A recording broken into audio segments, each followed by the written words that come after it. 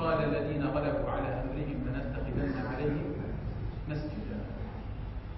كل هؤلاء القوم لما دخلوا في الكهف دخلوا وكانوا يتمنون ظهور أو بعثة نبي الله عيسى على نبينا وعليه الصلاة والسلام، كانوا ينتظرونها بشوق شديد.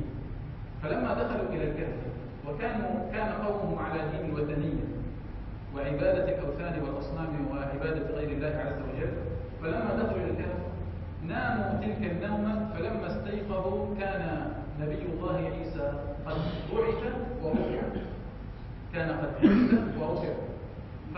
ومن الذي يدل على ذلك أن هذا الإنسان الذي خرج من الكهف ليسترزق منهم لهم طعاما، قال سمع أحدهم يحلف بنبي الله عيسى، سمع أحدهم يحلف بنبي الله عيسى. طبعا هو كان عنده إنكار من جهتين، من جهة أنه بعث عيسى، من جهة أنه كيف يحلف بعيسى، عرفنا؟ فعرف أنهم على ضلال، لكن من جهة أخرى عرف أنهم على ضلال، لكن ضلال من نوع آخر.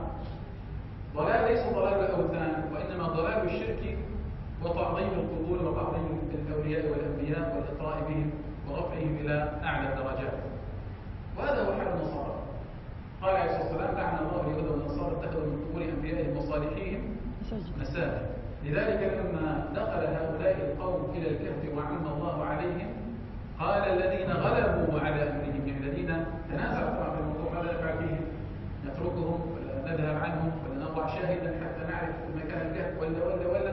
فقال الذين غلبوا، يعني الذين كانوا هم لهم سطوة وقوة أشد من الحزب الثاني، قالوا لنتخذن عليهم مسجدا، فجعلوا مسجد هناك يزرعونه. وهذا هو حال النصارى الذي لعنهم النبي صلى الله عليه وسلم على هذا الفعل الذي كانوا يفعلونه، وللأسف انتشر هذا حتى في